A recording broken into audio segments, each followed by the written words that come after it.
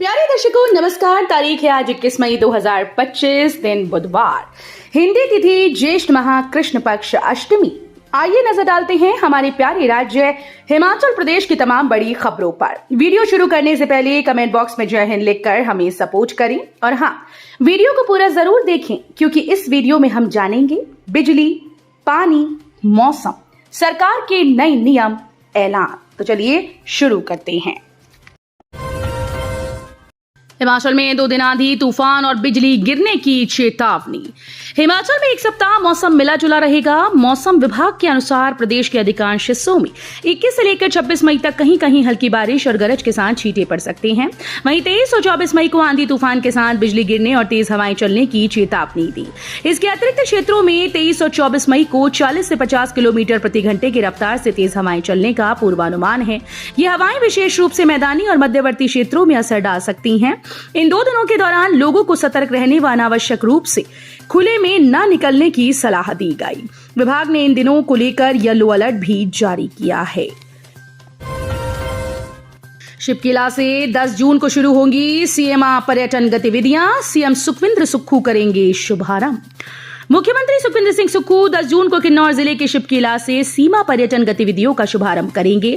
मुख्यमंत्री इस अवसर पर सद्भावना साइकिल रैली को हरी झंडी दिखाकर रवाना करेंगे। राज्य सरकार ने रक्षा मंत्रालय से राज्य के सीमावर्ती क्षेत्र लेपचा, शिपकिला, गिऊ और रानीकंडा में पर्यटन गतिविधियों की अनुमति प्रदान करने का आग्रह किया था और इस संबंध में रक्षा मंत्रालय से स्वीकृति प्राप्त हुई है। इन क्षेत्रों में आने वाले पर्यटकों को अधिकारियों को आधार कार्ड दिखाना अनिवार्य होगा। इसके उपरांत वे इन क्षेत्रों के नैसर्गिक सौंदर्य को निहार पाएंगी। सरकार की यह पहल सीमावर्ती क्षेत्रों में पर्यटन गतिविधियों को बढ़ावा देने में कारगर साबित होगी। पैसे के इंतजार में कुंवारे रह रहे लाभार्थी, टूट रही शादियां। प्रदेश सरकार की आर्थिक स्थिति ठीक न होने का असर मुख्यमंत्री सुखाश्रय योजना पर भी पड़ रहा है। जिला बाल संरक्षण विभाग के द्वारा मुख्यमंत्री सुखाश्रय योजना के तहत बजट की कमी के कारण कई युवाओं की शादी नहीं हो पा रही। चंबा में योजना के तहत मानकों को पूरा करने वाले लगभग 55 युवाओं ने आवेदन किया था, लेकिन करीब 30 युवाओं को ही लाभ मिला, बाकी को बजट का इंतजार है। योजना के तहत शिक्षा, शादी, स्टार्टअप, गृह निर्माण के लिए राहत राशि जारी की जाती है, लेकिन पैसे की कमी के चलते सभी के कार्य लंबित पड़े हैं।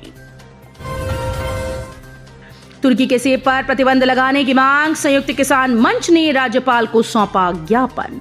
संयुक्त किसान मंच के एक प्रतिनिधिमंडल ने आज राजभवन में राज्यपाल शिव प्रताप शुक्ल से भेंट की। मंच ने राज्यपाल के माध्यम से प्रधानमंत्री नरेंद्र मोदी को तुर्की से सेब आयात पर प्रतिबंध लगाने के लिए ज्ञापन सौंपा।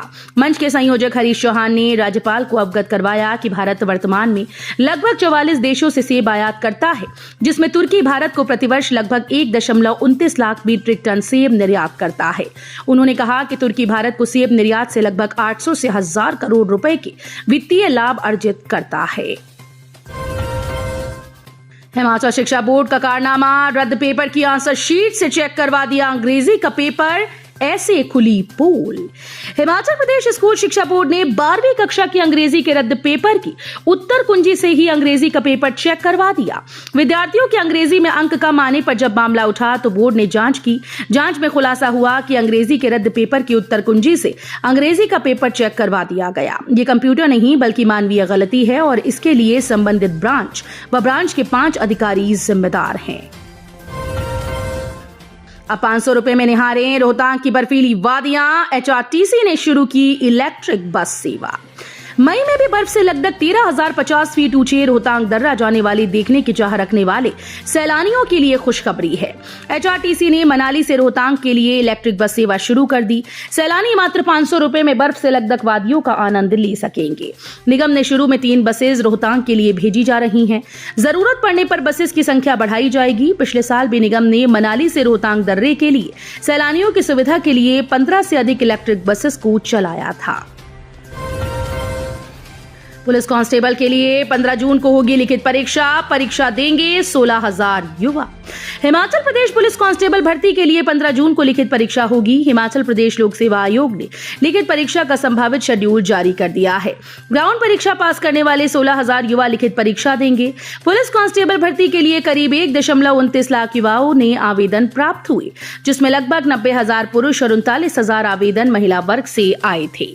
कुल 1,088 कांस्टेबल्स की भर्ती हो रही है। आंगनबाड़ी प्री प्राइमरी में एनरोल बच्चों पर आयु सीमा की शर्त नहीं।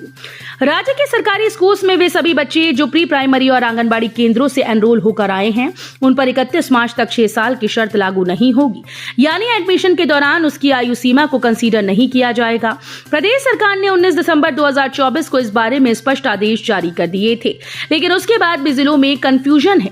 ऐसे में अब दोबारा स्कूल्स को ये निर्देश जारी किए गए हैं। इसमें 2027 तक के बच्चों के लिए यही नियम लागू होंगे और उसके बाद 6 वर्ष की शर्त लागू होगी।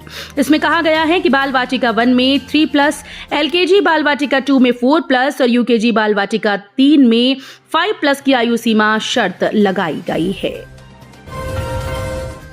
पर्यावरण के प्रति बढ़ने लगा हिमाचलियों का प्रेम, कबाड़ में नहीं बेच रहे गाड़ी, कर रहे ये काम। हिमाचल के लोग अब पर्यावरण के प्रति सजग होने लगे हैं। वाहनों को कबाड़ में बेचने की बजाय अब उन्हें स्क्रैप करवा रहे हैं। ऐसा करने से इन वाहनों के कलपुर्जे को पुनः उपयोग में नहीं लाया जा सकता, जिससे प्रदूषण कम फैलता है व पर्यावरण संरक्षित रहता है। केंद्र सरकार ने सभी राज्यों को वाहन स्क्रैप केंद्र बनाने के निर्देश दिए थे। हिमाचल परिवहन विभाग को इन्हें स्थापित करने का जिम्मा सौंपा गया था। निजी कंपनीज के सहयोग से सोलन व हमीरपुर में ये केंद्र बनाए गए हैं, जिन्हें अब शुरू कर दिया गया है। उद्योगों और व्यावसायिक प्रतिष्ठानों को बोरवेल का करवाना होगा पंजीकरण, नहीं तो होगी कार्रवाई। हिमाचल प्रदेश में उद्योगों और व्यावसायिक प्रतिष्ठानों को बोरवेल और ट्यूबवेल का पंजीकरण अनिवार्य कर दिया गया है। भूजल उपयोगकर्ताओं को 30 जून तक जल शक्ति विभाग के पोर्टल पर संबंधित डेटा अपलोड करना होगा। तय अवधि के बाद कोई आवेदन करता है तो उसे विभाग रद्द कर देगा। साथ ही अवैध बोरवेल व ट्यूबवेल माना जाएगा और विभाग सख्त कार्रवाई करेगा।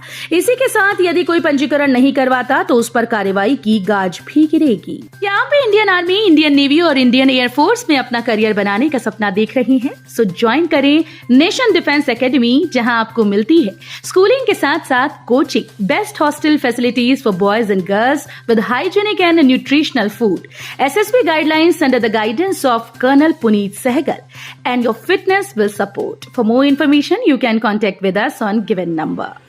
केसीसी बैंक लोन घोटाले में आरोपी युद्धचंद बैंस विजिलेंस मुख्यालय में पेश, 3 घंटे चली कड़ी पूछताछ।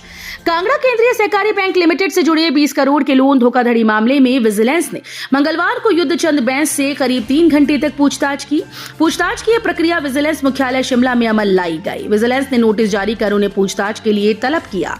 इस मामले में विजिलेंस अधिकतर रिकॉर्ड खंगाल चुकी है और अब जांच अंतिम चरण में बताई जा रही है। मैसर्स हिमालय स्नो विलेज और मैसर्स होटल लेक पैलेस के मालिक युद्धचंद बैंस पर आरोप है कि उन्होंने कांगड़ा के CCB के अधिकारियों व कर्मचारियों के साथ मिली भगत कर फर्जी तरीके से करोड़ों रुपए के लोन लिए। कुल्लू में केटामाइन नशे के साथ 2 इजरायली गिरफ्तार। पुलिस ने पार्वती वैली में मणिकर्ण पुलिस थाने के तहत पुलगा में 2 इजरायली नागरिकों को 22.8 ग्राम केटामाइन नशे के साथ गिरफ्तार किया। पुलिस दोनों आरोपियों से पूछताछ कर रही है और इस बात का पता लगाया जा रहा है कि उन्होंने ये नशा कहां से लाया। पुलिस के अनुसार पुलिस की एक टीम ने पुलगा में एक रेस्तरां में रेड की, जहां कई लोग मौजूद थे। एक कोने के टेबल में 2 इजरायली नागरिक भी बैठे थे। जब पुलिस टीम को उन पर शक हुआ, उनकी तलाशी ली। उनके कब्जे से खतरनाक नशा केटामाइन बरामद हुआ। एक व्यक्ति के कब्जे से 12.84 ग्राम और दूसरे के कब्जे से 9.96 ग्राम नशा मिला। ऊना में बड़ा हादसा। ऊना के इंटरस्टेट बस टर्मिनल पर एक दुखद घटना सामने आई, जहां पंजाब रोडवेज की एक बस ने एक महिला को कुचल डाला। इस हादसे में महिला की मौके पर ही मौत हो गई। पंजाब रोडवेज की बस यात्रियों को उतारने के बाद अपने गंतव्य के लिए निकलने वाली थी। बस चालक ने जैसे ही बस को मोड़ा, वहां से गुजर रही एक महिला बस की चपेट में आ गई। बस का पहिया महिला के ऊपर से गुजरा, जिससे उसने तुरंत मौके पर ही दम तोड़ दिया। तो ये थी आज की फटाफट खबरें। हम मिलेंगे अगले बुलेटिन में, तब तक के लिए धन्यवाद। जय हिंद।